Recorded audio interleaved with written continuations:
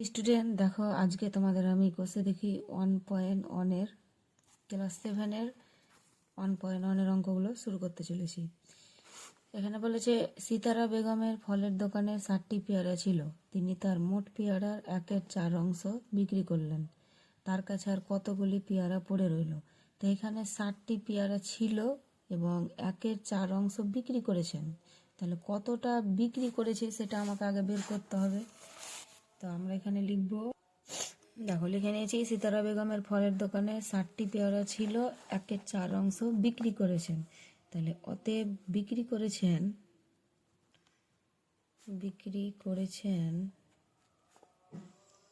এই 60টা পেয়ারার মধ্যে 1/4 অংশ বিক্রি করেছেন। তাহলে 60 ইন্টু 1/4, তাহলে 4 1 4, 4 15 60, 15 ইন্টু 1, তাহলে 15 ইন্টু 1 মানে 15টি।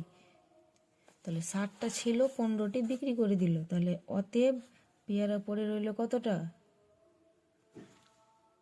তাহলে পেয়ারা পড়ে রইল 60 - 15 সমান 45টি। তাহলে এবার দেখো 2 এর অঙ্কটা বলছে, মা আমাকে 60 টাকার 5-এর 6 অংশ এবং দাদাকে 45 টাকার 7-এর 9 অংশ দিয়েছেন। মা কাকে বেশি টাকা দিয়েছেন?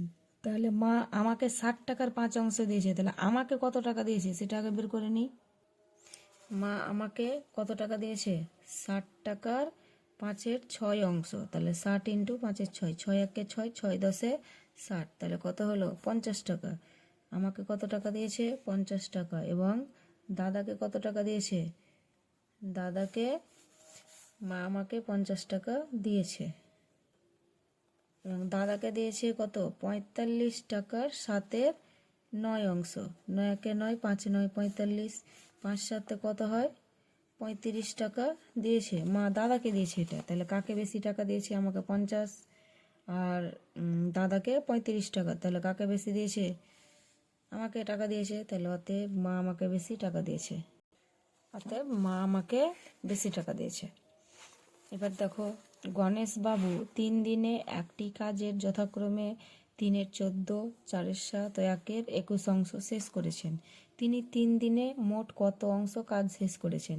তাহলে প্রথম, দ্বিতীয়, তৃতীয় 3 দিনে যে কাজটা করেছে মোট বলেছে, মানে যোগ করে দিতে হবে। তাহলে যোগ করে দিই।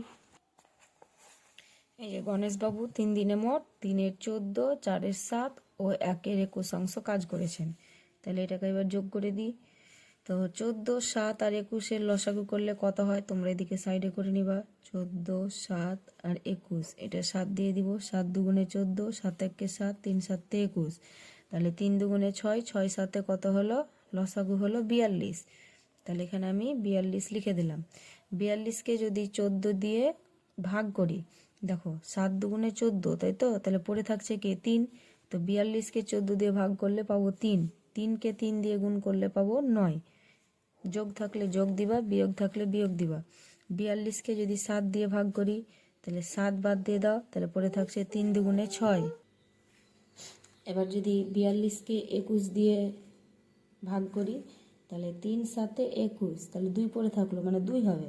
42কে 21 দিয়ে ভাগ করতে গেলে 2 হবে। 2কে যদি 1 দিয়ে গুণ করি, তাহলে 2 1 2, তাহলে এত অংশ, তাই তো? তাহলে এটা যদি এবার যোগ করা হয়, তাহলে 9 আর দিয়ে কত হয়? 11। 11-র সঙ্গে যদি 24 যোগ করা হয়, তাহলে কত হবে বলো? 35, তাই তো? তাহলে 35/42 এত অংশ।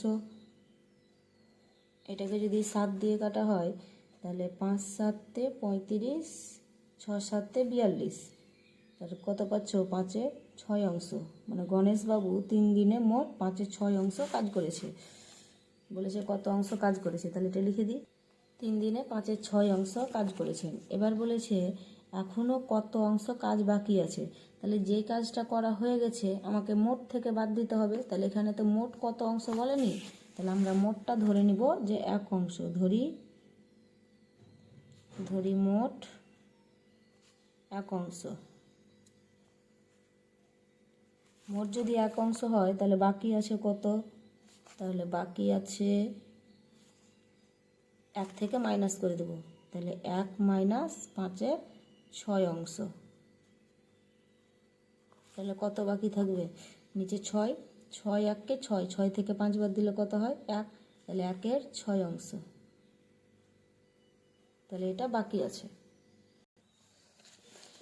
এবার দেখো, এবার বলছে একটি বাঁশের দৈর্ঘ্যের 1/3 লাল রং, 1/5 অংশে সবুজ রং ও বাকি 14 মিটারে হলুদ রং দিয়েছি।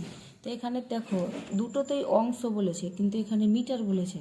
তাহলে 1/3 অংশে লাল রং আর 1/5 অংশে সবুজ রং আছে। তাহলে এই দুটো আগে আমরা যোগ করে নিই যে কত অংশে রং করা হয়েছে। এই যে দেখে নাও যে বাঁশটির 1/3 ও 1/5 অংশে রং করা হয়েছে। তাহলে মোট কত রং করা হয়েছে সেটা করে নিয়ে এদের যদি লসাগু করি, 3 আর 5-এর লসাগু করলে কত হবে? 15।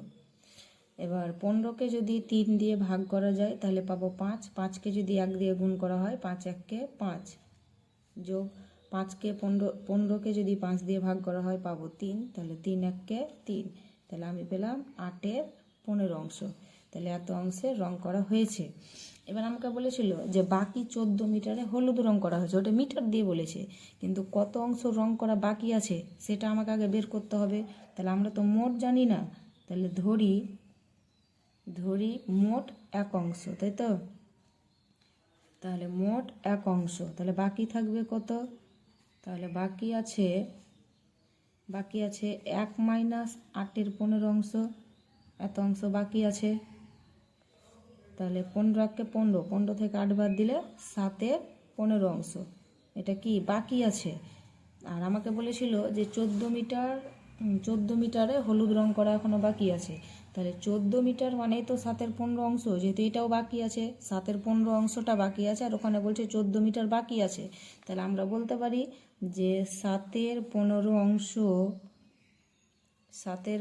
অংশ সমান কত? 14 মিটার। তাহলে 1 অংশ মানে কত?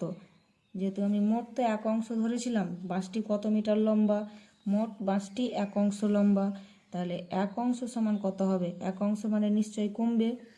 তোমরা যখন এই ঐকিক নিয়মের অঙ্ক করবে তখন 1 অংশ মানে সবসময় কম ধরবে। তাহলে যদি কমে তাহলে ভাগ হয়ে যাবে 14/7/15। এই ভাগটাকে যদি আমরা উল্টে দিই তাহলে 14 × 15/7, 7 1-কে 7, 7 2-গুণে 14, তাহলে 15 2-গুণে 30 অংশ, 30 মিটার। 1 অংশ মানে 30 মিটার। তাহলে অতএব বাঁশটি কত মিটার লম্বা বলেছে? তাহলে অতএব বাঁশটি 30 মিটার লম্বা হয়েছে। তারপরে দেখো বলছে একটি খাতার দাম 6.50 টাকা হলে 15টি খাতার দাম কত হবে? হিসাব করি। একটা খাতার দাম যদি 6.50 টাকা হয়, ধরো একটা খাতার দাম 5 টাকা, তাহলে 6টা খাতার দাম কত? 5 6 30 টাকা। একটা খাতার দাম যদি 10 টাকা হয়, 15টা খাতার দাম কত হবে? 10 15 150 টাকা। তাহলে সেম ওই রকমই, একটা খাতার দাম 6.50 টাকা হলে 15টি খাতার দাম কত? তাহলে আমরা লিখি। দেখো একটা খাতার দাম যদি 6.50 টাকা হয় তাহলে 15টা খাতার দাম কত হবে? 6.50 × 15। এখানে যদি 6.50-কে 15 দিয়ে গুণ করো তাহলে আসবে কত? 5-কে 0 দিয়ে গুণ করলে কত হয়? 0। 5 5 25, 5 হাতে পড়লে 2, 5 6 30, 7 দিয়ে 32। 1-কে 0 দিয়ে করলে 0, 1-কে 5 দিয়ে করলে 5, 6 1-কে 6। তাহলে এটা আমরা যেমন যোগ করে দেবো।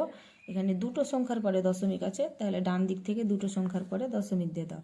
তাহলে 97.50 টাকা, ব্যাস হয়ে গেল। এবার নেক্সট দেখো বলছে একটি বাক্সে 12টি চিনির প্যাকেট আছে, প্রতিটি প্যাকেটের ওজন 2.84 কিলোগ্রাম। তাহলে 12টা চিনির প্যাকেটের ওজনটা কত সেটা আগে বের করে নিতে হবে।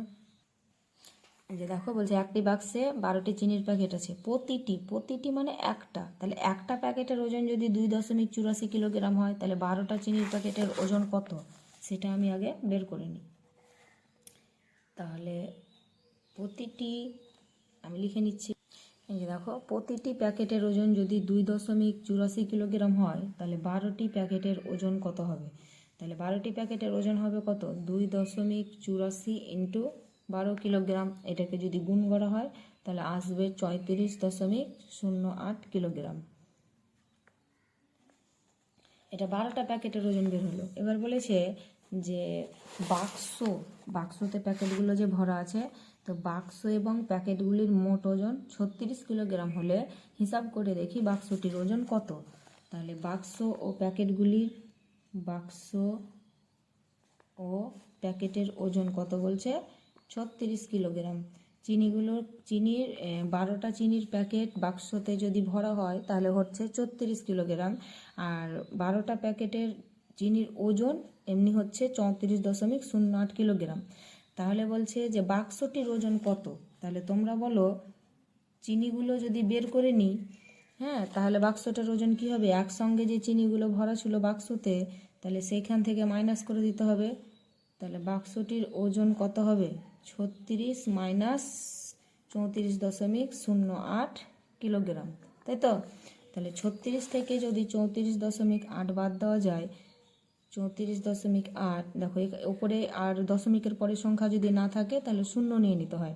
তাহলে 10 থেকে 8 বাদ দিলে 2, এখানে 10 ধরেছি 1 চলে আসবে, 10 থেকে 1 বাদ দিলে 9, দশমিক আসে দশমিক দাও, 10 ধরেছি 5 চলে আসবে, 6 থেকে 5 বাদ দিলে 1, 3 থেকে 3 বাদ দিলে 0, তার মানে 1.92 কিলোগ্রাম।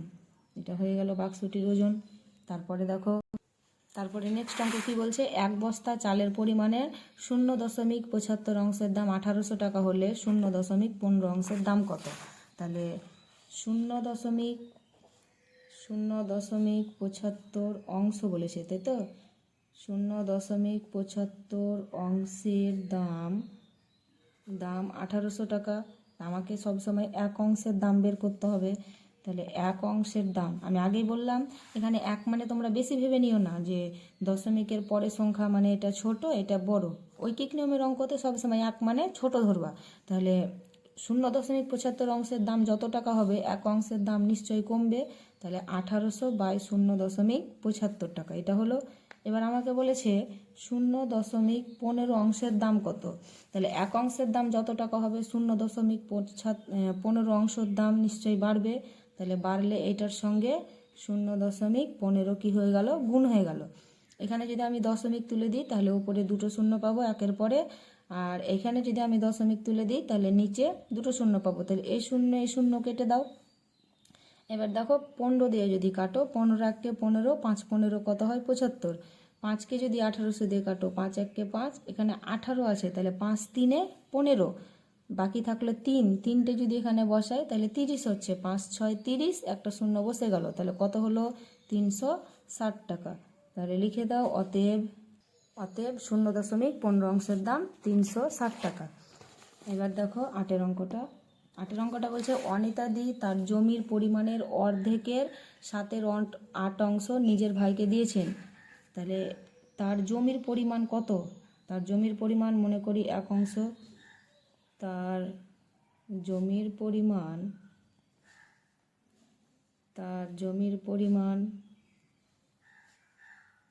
মনে করি 1 অংশ। জমির পরিমাণ যদি 1 অংশ হয় তাহলে অর্ধেকের 7/8 অংশ দিয়েছে। তাহলে তার ভাইকে দিয়েছে কত দিয়েছে? অর্ধেকের, তাহলে হাফ ইন্টু 7/8 অংশ। তাহলে কত হবে? 7 1 7, 8 2 16 অংশ। তাহলে এত অংশ তার ভাইকে দিয়েছে। এবং বলছে যে বাকি জমি 3 ছেলেকে সমান ভাগে ভাগ করে দিলেন। প্রত্যেক ছেলে কত অংশ জমি পেল তা একটি চিত্রের সাহায্যে দেখায়। তো চিত্রের সাহায্যে দেখায় এটা তোমাদের পরীক্ষা দিবে না, তোমরাকে দিবে প্রত্যেক ছেলে কত অংশ জমি পেল। তো 3টে ছেলেকে সমান ভাগে ভাগ করে দিয়েছে, তার মানে কি করতে হবে? 3 দিয়ে ভাগ করে দিতে হবে। তাহলে ভাইকে এটা দিয়েছে। এবার বলেছে যে বাকি জমির 3 ছেলেকে সমান ভাগে ভাগ করে দিয়েছে। তাহলে বাকি জমিটা কত সেটা আমাকে বের করতে হবে। তাহলে বাকি জমি, আচ্ছা, মোট ছিল 1 অংশ, তাহলে 1 মাইনাস 7 16 অংশ। তাহলে এটা করলে কি হবে? 16 1 16, 16 থেকে 7 বাদ দিলে কত হয়? 9 অংশ। 9 16 অংশ। এটা বাকি থাকলো। বাকি যদি এটা থাকে তাহলে সমান 3 ছেলেকে সমান ভাগে ভাগ করে দিয়েছে। তাহলে অতএব 3 ছেলে পাবে, 3 ছেলে পেল, তাহলে 3 দিয়ে ভাগ, 9 16, 3 দিয়ে ভাগ। আচ্ছা আমি এটা নিচে লিখছি। তাহলে 9 16, এটা আমাদের মেন ভাগ, তাই তো? তাহলে এটা যদি উল্টে দিই তাহলে ইন্টু 1 3 হয়ে গেল, 3 1 3, 3 3 9, তাহলে হলো কত? 3 16 অংশ। এটা 3 ছেলে সমান ভাগে পেল, তাহলে লিখে দাও অতএব 3 ছেলে পেল 3-এর 16 অংশ।